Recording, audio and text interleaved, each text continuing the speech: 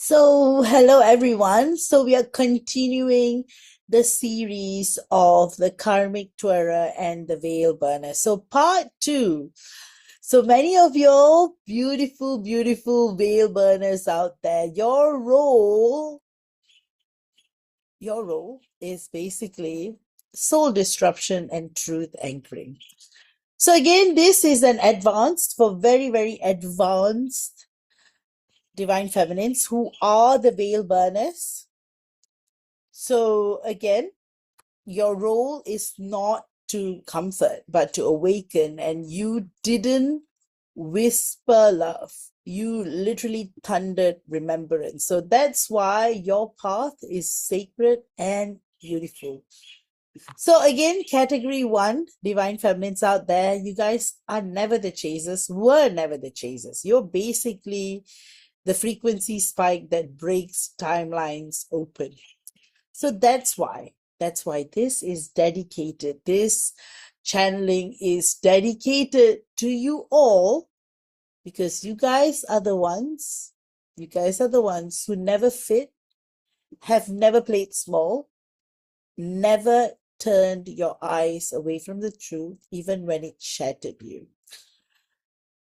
So what is it like being the veil burner? So the veil burner divine feminines, your very presence here on earth is to dissolve illusion. So you are the soul fracture that wakes, literally shakes and wakes the divine masculine from the slumber of social programming, safety of the karmic, and inherited roles. But the price you pay for it is the knowing that comes with the soul ache, the psychic isolation, being misunderstood, vilified, or spiritually abandoned. So the grief of knowing who he is while watching him choose the illusion of who he's not is shattering. Remember, you were never delusional. You simply saw what the veiled world could not show your divine masculine. So in this case, the burn begins within, and often in this category, it is the divine feminine who awakens first because you carry the accelerated blueprint of remembrance, and this includes starseed memory, like whichever lineage you are from. Sirius, Arcturus, Polaris, Andromeda, anything.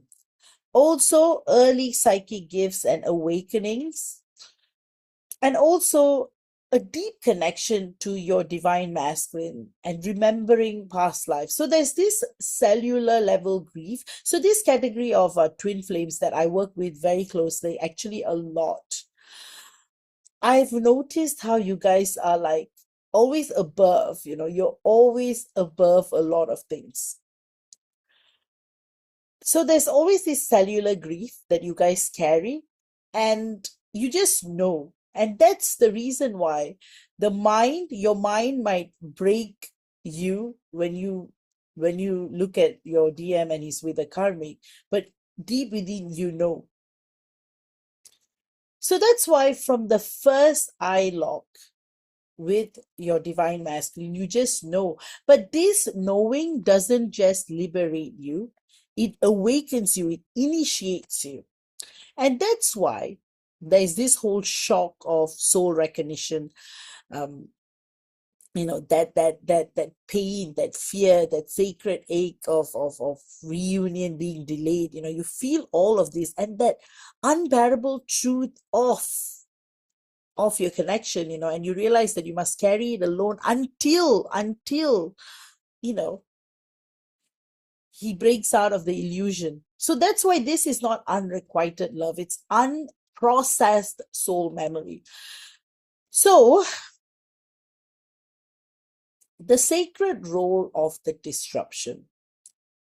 So the veil burner's presence in the divine masculine's life functions like cosmic interference.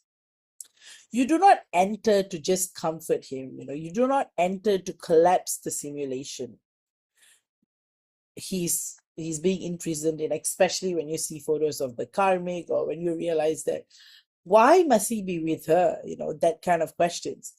But remember, that karmic matches his frequency at that point of time. And that's the reason why he ends up with her. So that's why your role is to help him shift his electromagnetic field, help him to activate his higher chakras, to kind of be the mirror for his soul so that he knows what's going on, and also to trigger egoic collapse and karmic unraveling.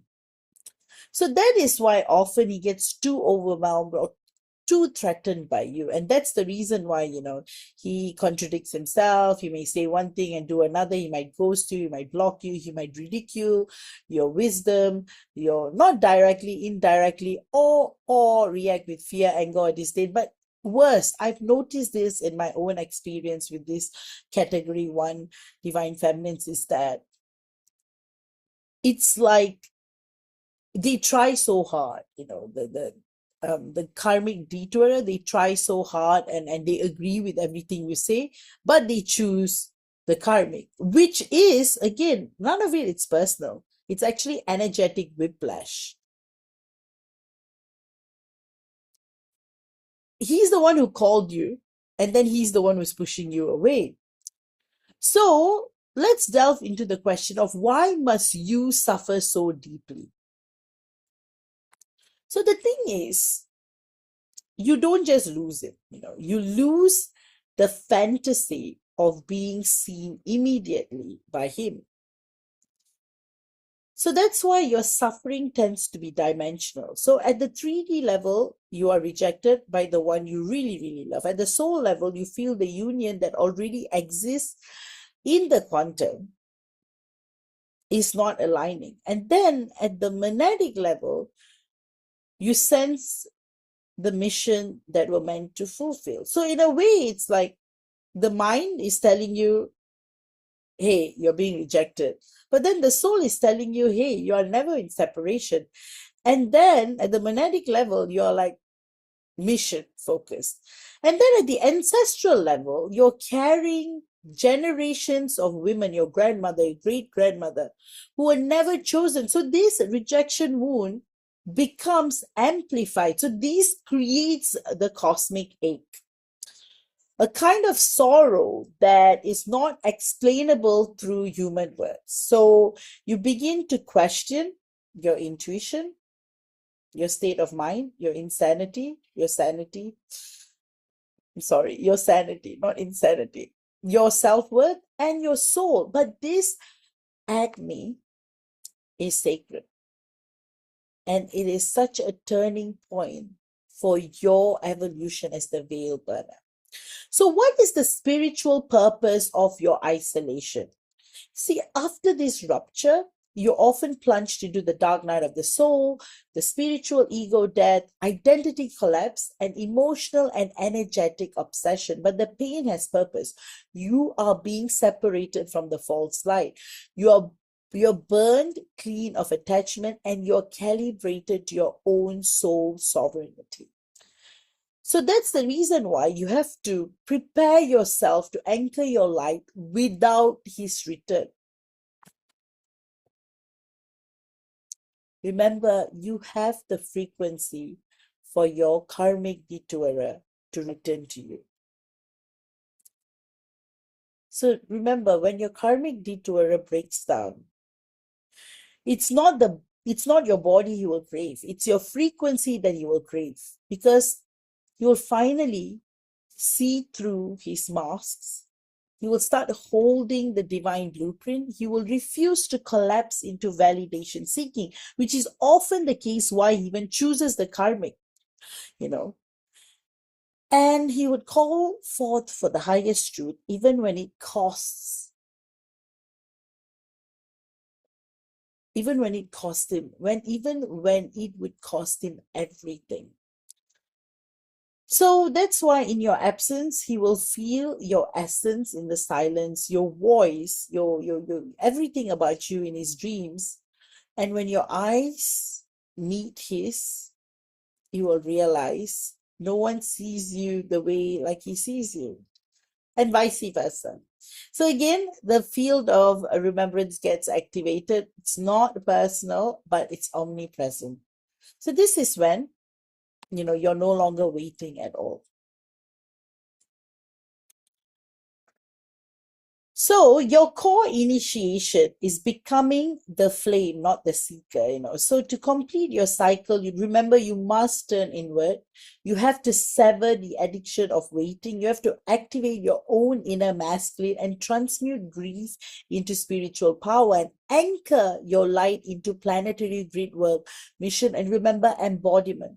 Only then you truly become the veil burner, not just of the divine masculine's illusion, but for your own. So your pain has to become a platform, it has to become a portal, it has to become a light tower for other lost twin flames. So remember, you're no longer just a counterpart. You are the frequency keeper of the divine field. That's why, your role in disruptions and disruption and truth awakening is very, very sacred, because you are not here to win him over, or you're not meant to interrupt the false matrix he is still asleep in, because this is not about romance. This is about divine sabotage executed through love.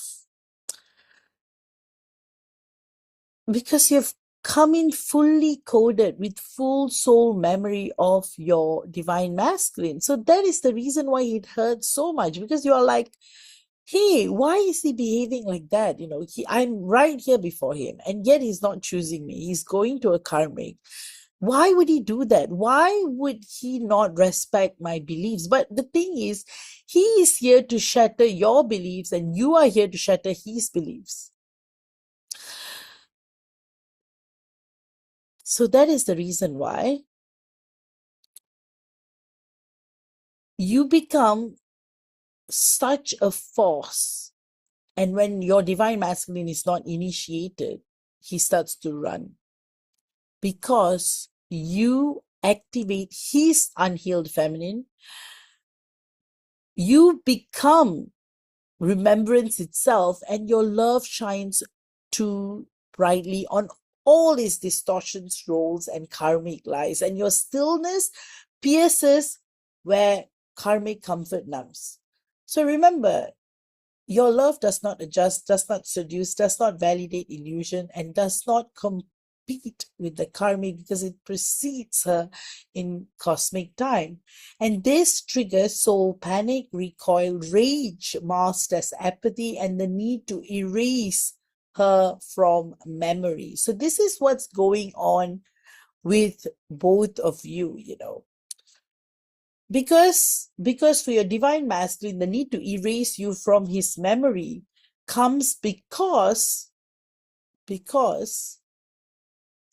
to be with you would mean that everything that he has believed so far is not real, and he's not ready to make the quantum leap of shattering the mind, putting the mind before and getting to the next level. So that's why often all these karmic cycles, karmic templates, all of them are being completed.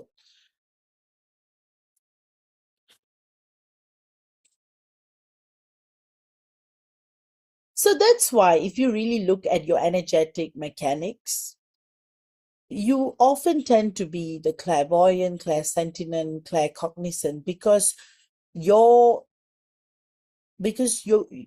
aura is not just emotional, it's actually a quantum code. So interdimensionally, you're aware, because you can see past lives, star contracts, karmic timelines. Your field starts to unlock dormant templates into your divine masculine's light body.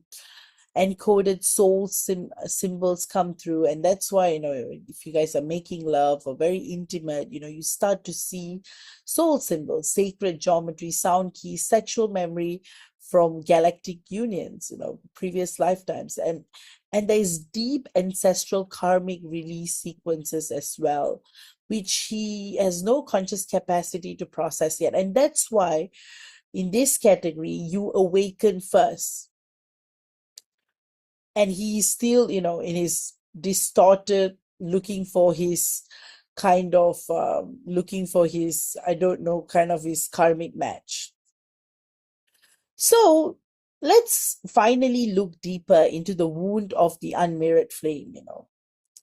Your agony or your rage does not come from abandonment. It actually comes from seeing the divine in him and not being seen in return, which is 100% understandable. I work with you guys all the time, and the pain is frustrating. But of course, I always tell you guys, the mind, let go of the mind, and you will see the reasons behind everything that is occurring. So remember, and also remembering that he made a promise, right? And then he's choosing forgetfulness. So this is what's triggering. It's not even the karmic. And then you're feeling the third energy spiraling open in the ether while he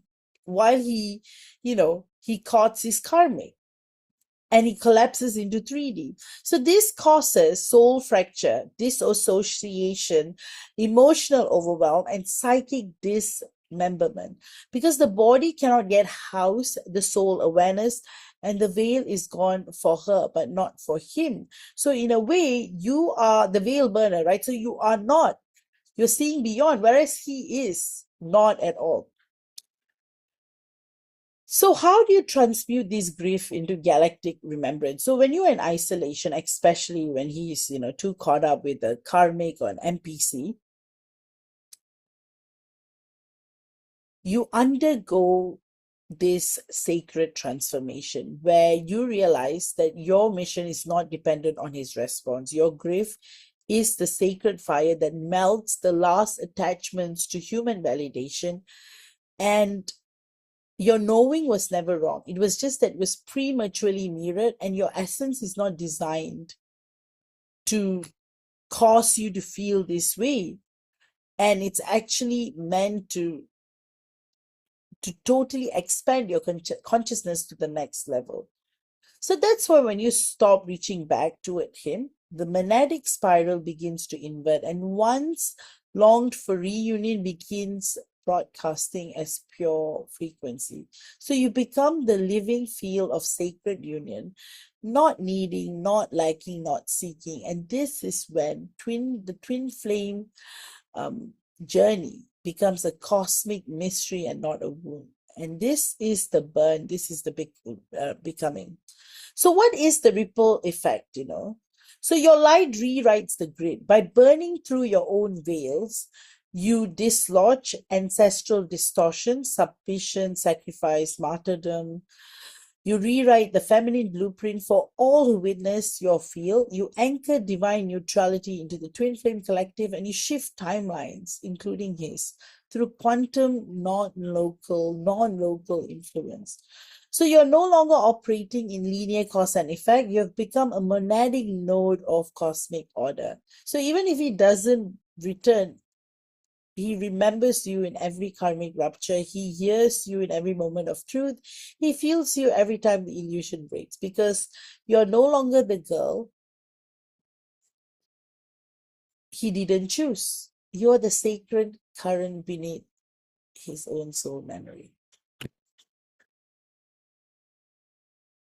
So that's why the true anchoring occurs not in pain but in neutrality. So that's why your role as the veil burner is to just be. So I really hope you have enjoyed part 2 of the Sacred Veil Burner, as in the Sacred Karmic Detour Veil Burner series. And part 2 is about, you guys, the Veil Burner, and your role. And I'm really excited to, do this, and then really, really lately been very inspired. So I don't know how long more I'll be inspired. And you guys know me very well. I only create when I feel like creating content. When I don't feel like creating content, I totally honor myself and I don't. So that's why, if you guys have any requests, if you want me to do any discourses, if you guys feel like you want, if you want more clarity in a certain aspect of your journey, again, I come, I'll try my best to answer your questions as much as I can. And I thank Cosmic Consciousness. I thank God for giving me the platform to speak with you all. And I thank a lot of you guys who have been with me since day one, since I first started doing my live in the Facebook group. And for those, after I uploaded these videos in, I think, 2022 or 2023, have been following me since then. I thank you all from the bottom of my heart. And I would really, really appreciate if you guys could subscribe. I'm really hoping, I could cross the 1,000 subscriber follower, so that, I'll be activated to other levels within YouTube. So, and yeah, I hope you guys can do that. But of course, if you don't want to subscribe, right, it's up to you. But I would really appreciate if you guys could subscribe. And I was thinking, let's do this for fun. So if I can hit 2,000 subscribers, I will do a live here on YouTube, because then I've got, more people who will attend and it would benefit more. So because I do my lives on a Facebook group that has got over 10,000 people. So it's a different situation. So again, if you guys want me to do a live here, again, when I hit 2,000, I'll do a live here. All right. I thank you all for your support. Deep down, you guys are amazing. You guys are beautiful. And lately, again, guys, at the end of the day, I'm a lawyer. So I try to bring a lot of structure to my discourses. At the same time, I'm a divine feminine too, I'm a creative. So sometimes my lectures might sound, very structured, because I spend a lot of time thinking about it and then I prepare for it. And sometimes I'm totally spontaneous when it comes to my channeling. I know some of y'all appreciate that, some of y'all appreciate this. And I really appreciate that appreciation. And but I really take pride in being myself and speaking in my original voice, always, and I never hold back. And you can ask me any questions about anything, life, spirituality, twin flame journey, anything on my discourses, I can answer you on the spot live. That's why I always love doing lives, because you can ask me questions directly. So I really, really hope you guys have enjoyed part two. I feel like I want to delve deeper, because the thing about the veil burners is that you guys are more highly advanced, and that is your role as the veil burner. And the truth to be told is, you guys are really, really, so category 1 twin flames are very, very powerful. The dynamic is totally, of course, category 2 are also powerful, but it's a different kind. Like category 1 twin flames, it's like the amount of strength and courage that you can have on your journey, especially, total silence can be frustrating. Coming in and out can also be as frustrating. Actually, the latter is more frustrating, coming in and out. And that's what the karmic detourer does. He keeps coming back. Every time he's jumping on to the next karmic, or, or making very, very,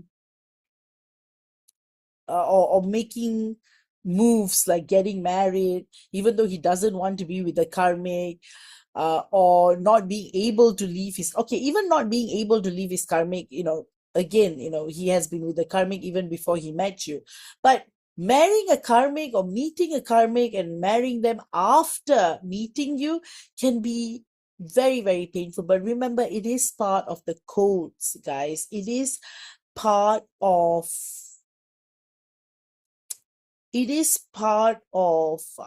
what you call what you wrote to yourself before coming into this matrix. So see it this way, you're going into a computer game, and a version of yourself is inside, and you write codes to yourself. Hey, these are the ways I'm going to exit if I get lost in the computer game.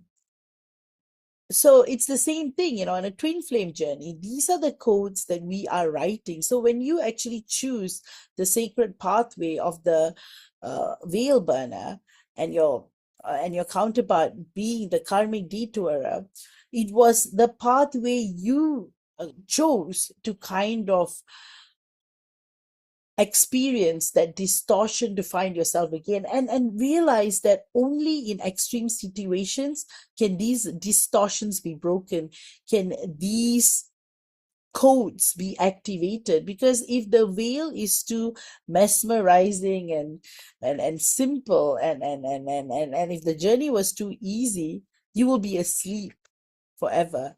So everything happens for a reason. And remember, the karmic is a teacher, even though it could be from the not so good agenda sending in the NPC, but it overall works out for you, because the karmic is the one who shatters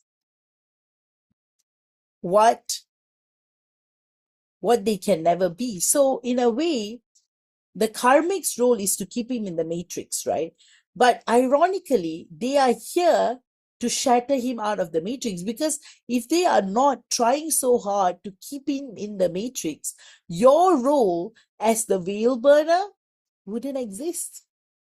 So this is the pathway you guys have chosen. It's difficult.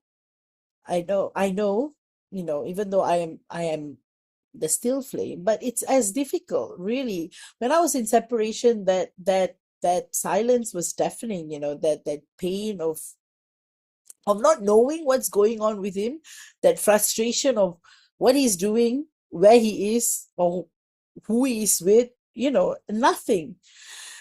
But in that not knowing, but I've always, I always believe in the law of honoring one's personal sovereignty. So spiritual laws say that you should never infringe into another person's freedom or personal sovereignty. So I never used my psychic abilities to read what's going on in his mind, or to use my psychic abilities to remote view. So that spiritual discipline, I truly, because the thing is, if I would to have misused that, I wouldn't be in union. So I needed to follow the guidance of the universe, and that is one of the secrets to actually being in union, to just surrendering and to detaching and to accept that anything can happen and still exist. So with that, I know many of you guys, my clients, are in this situation, and you know how much I love you guys. Please, if you want me to delve deeper into this, if you want me to go deeper into this, I would love to. And I will definitely do a part 3. I know many of you are excited about this, so I will do. And that's why lately I've been trying to create series on this entire category, and I'm so excited. I've got so many ideas right now, and truly, it's been such a powerful period of transformation. And I know, especially, with the Neptune retrograde, it's just been an amazing and powerful period of sacred growth. And that is why it is so important to just feel why it is so why the entirety of the journey right now, like why the next till 2050 it's going to be a union period for a lot. And so, having said that, I will see you all again for part 3, and And then we will continue to part 4 and 5. And see, for me, when I create videos, I need to be inspired, I need to be excited. So if suddenly I stop, I apologize for that, but I will try. So again, being a lawyer really helps me because I know I have to do it. But then again, I don't want to have to do it because this is spiritual work. So I have the full freedom of doing what I want to, right? So again, I appreciate all of your support. And over the years, it's been such an honor working with all of you on a personal level, on a private level. So I'll see you all again with another video. Take care, love you all, and may God bless you all always. Bye bye.